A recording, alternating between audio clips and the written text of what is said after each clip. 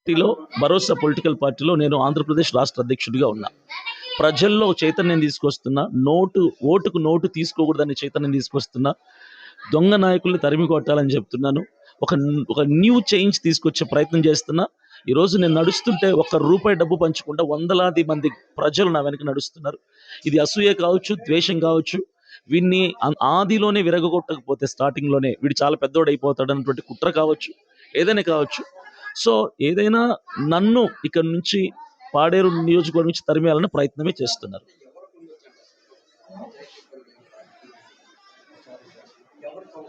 నేనైతే పర్టికులర్ పలానా పార్టీ అని పలానా నాయకుడు నేను పేరు చెప్పను. నాకు ఒకవేళ నా మనసులోనే నేను చెప్పను, అది నాకు సరికాదు కాబట్టి.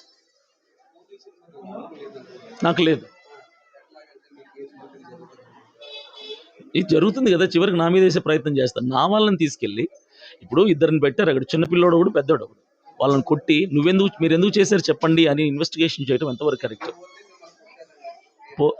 మేమే చేసుకున్నామని చెప్తున్నారు. ఇప్పుడు ఉదయం ఫోన్ చేశారు, అక్కడ ఉన్నటువంటి పాస్టర్లు కొంతమంది ఫోన్ చేసి జాన్ బెనెడీ, సుదర్శన్ వచ్చేసారు వైజాగ్కి, పోలీసు వాళ్ళు చెప్పారు, వదిలేశారంట చెప్పారు. తర్వాత కాసేపటికి మా పర్సన్ అక్కడ ఫోన్ చేసి మేము ఇంకా స్టేషన్లోనే ఉన్నాం, మమ్మల్ని కొట్టారని చెప్పారు.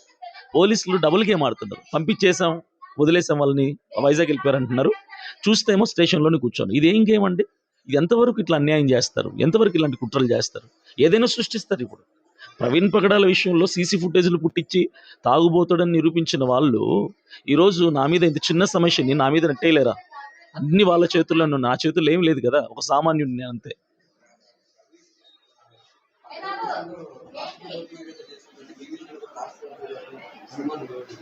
ప్రవీణ్ పగడాల విషయంలో పూర్తిగా జరిగింది అన్యాయమే అండి, న్యాయం జరగలేదు కదా. ఆయన తాగి చచ్చిపోయిన ఏ మనిషి కూడా 4 రకాల బ్రాండ్లు తాగి డ్రైవింగ్ చేస్తాడా? ఎంత పచ్చి తాగుబోతు కూడా ఒకటే బ్రాండ్ మెయింటైన్ చేస్తాడు. అలాంటిది ఆయన అంత హైయర్ అఫీషియల్ అయ్యి ఉండి డ్రైవింగ్ 2-వీలర్లో హైదరాబాద్ నుంచి రాజమండ్రి ప్రయాణం చేస్తున్న వ్యక్తి 4 రకాల బ్రాండ్లు తాగుతాడా? కానీ దాన్ని ప్రూవ్ చేశారు వాళ్ళు. ఖచ్చితంగా నేను చెప్తానండి, ఇది నా మీద రుద్ది అంటే ప్రవీణ్ పగడాల మీద ఎలాగైతే నిందేశారో ఈరోజు అభినయ దర్శన్ కూడా నిందేసి అందరూ దొంగలే, పాస్టర్లు దొంగలే అన్నటువంటి ప్రయత్నం చేసే కుట్ర చేస్తున్నారండి. ఇది ఖచ్చితంగా కుట్రే. సార్ నేను ప్రభుత్వం నేను చెప్పనండి, డిపార్ట్మెంట్ పైన ఎవరున్నారో వాళ్ళు చేస్తున్నారు, వాళ్ళ పైన ఎవరు చేస్తున్నారు, ఎవరు చేయిస్తున్నారో నాకు తెలియదు. మొత్తానికి కుట్ర చేస్తున్నారు, లేని నింద నా మీద వేసే ప్రయత్నం చేస్తున్నారు. చేయనివ్వండి. నేను ఒకటి చెప్తా, సింహం వేటాడడం అయితే ఆగదు, గాయపడిన సింహం ఇంకా కసితో వేటాడుతా తప్ప వెనకడుగు వేయదు. ఈరోజు నేను గాయపడ్డాను, నన్ను వెళ్ళగొట్టే ప్రయత్నం చేస్తున్నారు, నేను వెళ్ళను. మరలా నేను కొంచెం రికవర్ అవ్వగానే అదే పాడేరు నియోజకవర్గంలో అడుగు పెడతా, అవే గ్రామాల్లో పల్లె తిరుగుతా, పర్యటిస్తా, సమస్యలను వెలికి తీస్తా, ప్రభుత్వ అధికారులను నిలదీసి ప్రశ్నిస్తా. నా వైఖరి మారదు.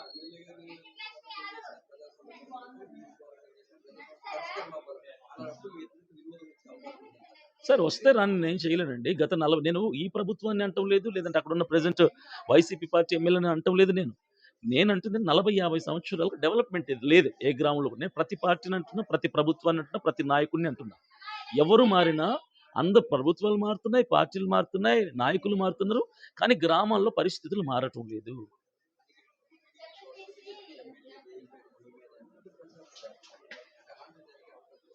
అన్న నేను ఒకటి చెప్తున్నాను, నేను అంత పర్సనల్గా నేను మాట్లాడడం నాకు ఇష్టం లేదు. ఎందుకంటే ఆల్రెడీ నేను దెబ్బతిని ఉన్నాను. ఇప్పుడు పర్సనల్గా మాట్లాడితే నన్ను ఉన్నట్టు కూడా లేపేసే ప్రయత్నం చేస్తారు. సో నేను అంత పర్సనల్గా నేను మాట్లాడను. నా ఆలోచనలో నాకు కొంతమంది మీద డౌట్ ఉంది, అది ఎప్పుడు వ్యక్తపరచాలా, ఎలా వ్యక్తపరచాలో నేను వ్యక్తపరుస్తాను. Thank you.